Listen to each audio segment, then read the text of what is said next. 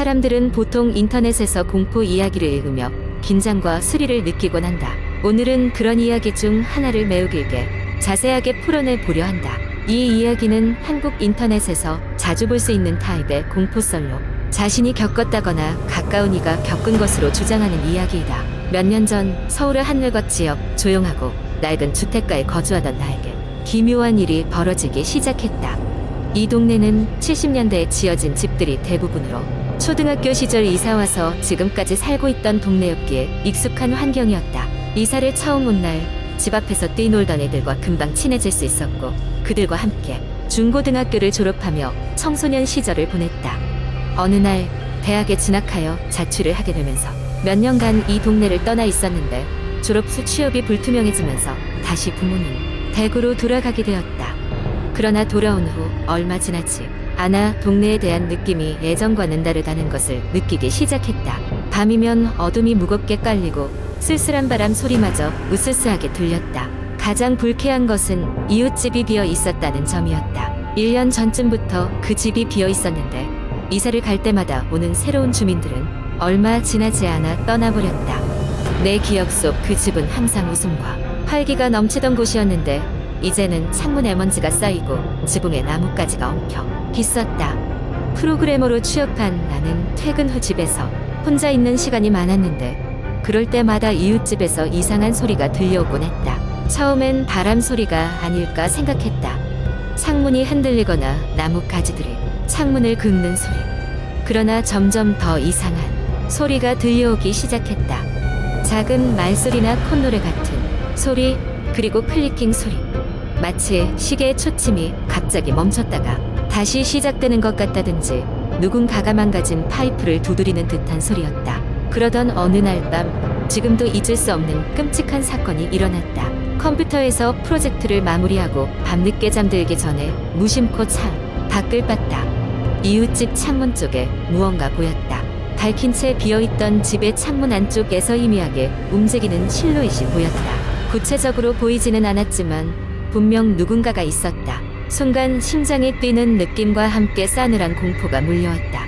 몸을 돌려 그대로 침대에 누웠지만 잠이 오지 않았다. 계속해서 머릿속에서는 어쩌면 이웃집의 범죄자가 숨어 있을지도 모른다는 생각이 떠오른 것이다. 하지만 경찰에 신고하기도 애매한 상황이었다. 집안에서 이상한 소리가 들리고 귀신이 보였다는 이유로 경찰에 신고하는 것은 터무니없다는 생각이 들었다. 며칠 후 직장에서의 피곤함에 지친 나는 집에 돌아와 샤워를 하고 침대에 눕던 중 또 다른 이상한 소리를 들었다. 이번에는 더 뚜렷한 소리였다. 마치 누군가가 계단을 걸어 내려오는 소리. 철컥 철컥 계단과 목재가 부딪히면서 나는 소리는 명확했다. 나는 소리의 출처를 찾기 위해 다시 한번 침대를 나왔다. 거실 불을 켜고 집안을 살펴봤지만 아무것도 없었다. 참다 못해 이웃들에게도 물어보았다. 대부분의 주민들은 그 집에 대해서는 꺼림칙하게 말하며 밤이면 집안에서 이상한 소리가 들리거나 불빛이 들어오는 것을 목격했다는 이야기를 했다. 단지 누군가가 집주인 몰래 그 집에 기거하는 것일 수도 있다며 대수롭지 않다는 의견이 대부분이었다. 그러던 어느 날 동네에 차갑던 공기는 마치 비극을 예감이라도 하듯 더욱 무거워졌다. 그날 밤 나는 한참 만에 다시 이웃집 창문을 보았다. 그 순간 나는 발이 땅에 묶인 줄 알았다. 그들의 창문 밖으로는 한 무리의 그림자들이 춤을 추고 있었다. 그들 모두는 원을 그리며 서서 마치 의식을 치르는 듯한 동작을 반복하고 있었다. 두려움에 질려 경찰에 신고하기로 결심했다. 경찰은 얼마 지나지 않아 도착했고 이웃집을 조사하기 시작했다. 집안에서 경찰관들이 무엇을 발견했는지는 구체적으로 말해주지 않았지만 그 후로 그 집은 완전히 폐쇄되었다. 그리고 한 달 후 그 집은 철거되었다. 지금은 그 자리에는 아무것도 없다. 밤이 되면 여전히 어두운 고요함이 감도는 그곳에 나는 혼자 거닐다 보면 아직도 쓸쓸한 느낌을 받곤 한다. 이 모든 것이 단순한 상상이었을 수도 있고 진짜로 뭔가 존재했을 수도 있다. 정확한 진실은 알 수 없지만 그 사건 이후로 나는 절대로 그 집을 잊을 수 없게 되었다. 이 이야기는 그저 하나의 인터넷에서 볼 수 있는 공포썰일지도 모르겠다. 하지만 이곳에 사는 사람들에게는 다른 의미로 남아있을 것이다. 그 집이 철거된 지금도 가끔 이 웃집에서 들려오던 이상한 소리와 똑같은 소리가 밤이면 멀리서 들리곤 한다. 마지막으로 그 창문에서 봤던 그림자들은 여전히 내 꿈에 나타나 날 괴롭히고 있다. 두 번째 이야기. 한국 인터넷에서 흔히 볼 수 있는 공포썰 중 하나는 다음과 같은 이야기입니다. 제가 한국의 작은 시골 마을에서 태어나 자랐습니다. 저희 마을은 인구도 적고 자연으로 둘러싸여 있어 한적하고 평화로운 곳이었어요. 하지만 이곳에도 사람들이 잘 알지 못하는 어두운 비밀이 숨겨져 있었습니다. 오늘은 그 비밀에 대한 이야기를 들려드릴까 합니다. 제가 어렸을 때 우리 마을에는 작은 초등학교 하나가 있었고 저는 그곳에서 공부를 했습니다. 학교는 주변에 큰 숲이 밀집해 있었고 그 숲의 가장 깊은 곳에는 이제는 쓰러져 버린 채 방치된 낡은 집 하나가 있었습니다. 집은 오래되었고 보기만 해도 음산한 기운이 감돌았어요. 예전에는 누군가 살았겠지만 제가 기억하는 한 그 집은 항상 빈집이었습니다. 지금 생각해보면 그 집에는 무엇인가 불길한 것이 있었던 것 같습니다. 학교 친구들 사이에서는 그 낡은 집에 들어가면 돌아오지 못한다는 소문이 돌고 있었어요. 예전에 어떤 아이가 그곳에 들어갔다가 사라졌다는 이야기도 전해졌죠. 그래서 대부분의 아이들은 그 집 근처에 가는 것조차 무서워했습니다. 하루는 친구들과 어울려 놀던 중 우리는 그 소문난 낡은 집에 대해 이야기를 나누게 되었습니다. 이야기의 주도권을 잡고 있던 친구 영수는 다른 아이들에게 겁을 주려는 듯 자신이 직접 그 집에 들어가 보겠다고 선언했습니다. 나머지 아이들은 말렸지만 영수는 자신의 용기를 과시하고 싶어하는 것 같았어요. 결국 우리는 영수와 함께 그 숲속으로 들어가게 되었습니다. 숲속으로 걸어 들어가자 기분 나쁜 정적이 이어졌습니다. 숲의 길은 좁고 어두워서 나무 사이로 스며드는 가벼운 빛조차 큰 도움은 되지 않았습니다. 심장이 뛰는 소리가 들릴 정도로 고요한 환경 속에서 우리는 다소 긴장하며 걸음 한 걸음 발을 내디뎠습니다. 숲 한가운데서 우리는 마침내 그 오래된 집에 도착하게 되었습니다. 낡은 집은 지붕이 무너지고 벽이 여기저기 금이 가 있는 상태였어요. 영수는 그저 웃으며 우리에게 걱정 말라며 앞장섰습니다. 하지만 눈빛은 잔뜩 경직되어 있었습니다. 저와 다른 아이들은 영수가 들어가는 것을 지켜보며 뒤를 따랐습니다. 집 내부는 더욱 끔찍했습니다. 거미줄이 잔뜩 얽혀 있었고 바닥에는 먼지가 두껍게 쌓여 있었습니다. 집 안에 발을 들인 지 얼마 되지 않아 우리는 찝찝한 기운을 느낄 수 있었습니다. 그러나 영수는 뒤돌아보지 않고 앞으로 나아가며 각 방을 탐색하기 시작했습니다. 그런데 한 방의 문을 열 때였습니다.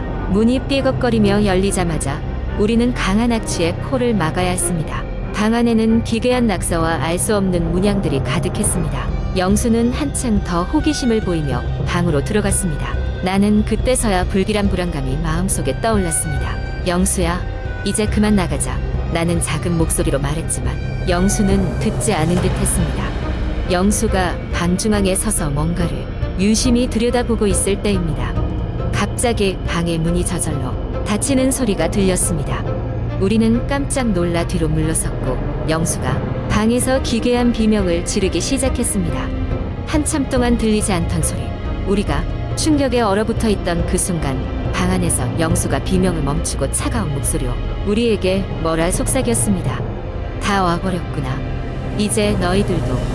그 순간 몸을 석쇠처럼 굳게 만들었던 두려움과 불쾌한 기운이 물려왔습니다.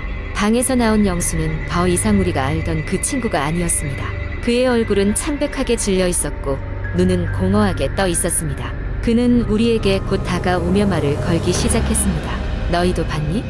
영수의 목소리는 분명하지만 분위기는 너무나 이상했습니다. 저를 포함한 다른 친구들은 그 자리에서 도망칠 수밖에 없었습니다. 우리는 손발이 후들거렸지만 힘겹게 집을 벗어나 숲을 지나 학교로 돌아왔습니다. 학교에 돌아와 보니 아이들 사이에선 이미 이상한 소문이 퍼져 있었습니다. 영수가 왜 그랬는지 아무도 설명할 수 없었고 그날 이후로 영수는 학교에 나오지 않았습니다. 부모님과 주민들도 숲속집의 불길한 기운을 느꼈는지 숲 근처 출입을 삼가게 되었습니다. 세월이 흘러 저는 그 마을을 떠났지만 어릴 때 겪었던 그 기억은 결코 잊을 수 없을 것입니다. 어느덧 시간이 지나고 그 낡은 집은 철거되었다고 했지만 영수의 실종과 그날의 일은 여전히 저의 악몽 속에 남아 있습니다. 그날의 기억은 끝내 미스터리로 남았고 어쩌면 우리 마을 사람들만이 알고 있었던 어두운 비밀일지도 모릅니다. 이 이야기를 정리하며 다시 한번 그날의 공포가 떠오르지만 아마도 그 숲과 그 집은 여전히 저처럼 지나간 세월을 잊지 못하는 누군가의 기억 속에 살아있을 것입니다. 세 번째 이야기. 어느 날 인터넷 커뮤니티에서 사람들이 공포 경험담을 나누고 있었어요. 그중 가장 주목받은 이야기는 고요한 산장이라는 제목의 이야기였죠. 이 이야기는 어느 한 여성이 경험한 일입니다. 그녀의 이름은 지윤이었어요. 지윤은 도시에 살다가 일상에서 벗어나고 싶어 친구들과 함께 지방의 작은 산장을 빌려 며칠간 지내기로 했어요. 산장은 깊은 산속에 위치해 있어 외부와는 꽤 단절된 장소였죠. 가끔씩 소름 끼치는 소리를 들을 때면 그저 바람이 나뭇가지를 흔드는 소리겠거니 하며 넘겼습니다. 도착한 첫날 밤 지윤은 이상한 느낌을 받았어요. 산장의 분위기가 아무리 조용해도 어느 정도의 자연소음은 들려야 했는데 이곳은 너무나 고요했어요. 궁금증이 생긴 그들은 두려움을 무릅쓰고 산장 안을 둘러보기 시작했습니다. 그때 한 친구가 벽에 걸린 오래된 초상화를 발견했죠. 그림은 한 중년 여성을 그린 듯했지만 페인트가 낡아 얼굴이 정확히 보이지 않았습니다. 누군가의 외침으로 벽을 다시 응시했는데 그림의 눈동자가 마치 움직이는 듯 보였어요. 하지만 지친 상태라 모두가 피곤해지고 있어 그들은 그저 피곤에 지쳐 헛것을 봤다고 생각하고 잠에 들기로 했어요. 쉽사리 잠들 수 없던 지은은 깊은 밤에 문득 깨어났습니다. 그러다 갑자기 산장으로 들어오던 찬바람에 놀라 눈을 떠보니 문이 열린 채로 흔들리고 있었어요. 문을 닫으러 일어선 순간 어떤 여자의 흐릿한 실루엣이 문 밖에 서 있는 것을 보게 됐죠.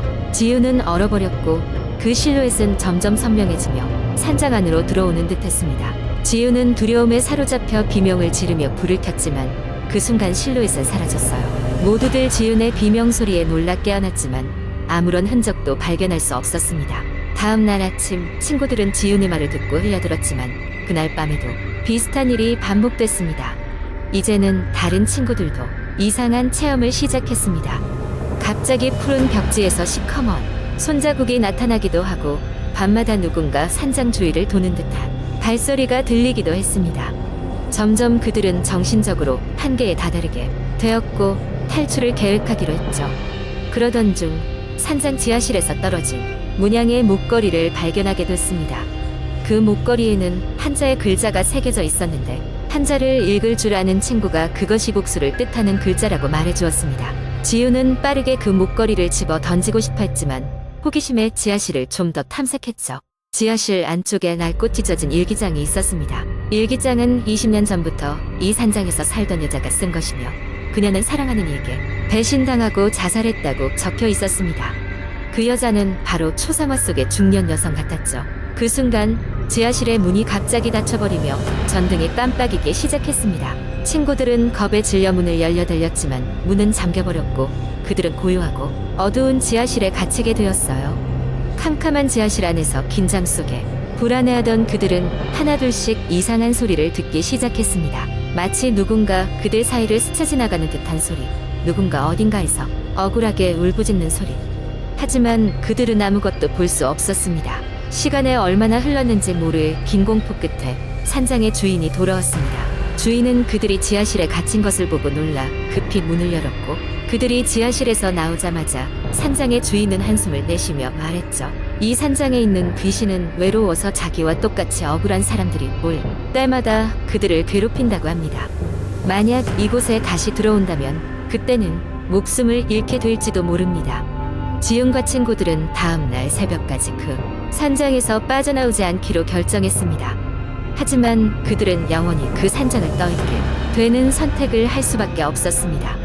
그 후로 그들은 절대로 다시는 그 산장의 근처에도 가지 않았다고 합니다. 그리고 이 이야기는 인터넷 커뮤니티에 전해져 수많은 사람들에게 알려지게 되었죠. 이 무서운 경험담을 읽은 사람들은 모두가 잠시나마 전율을 느꼈고 그 후로 그 산장은 더욱더 소문으로 둘러싸이게 되었습니다. 지금도 그 산장은 버려진 채로 남아있다고 합니다. 혹시나 용기를 내어 그곳을 방문할 계획이 있다면 그 산장 주인의 경고를 기억하는 게 좋을 겁니다.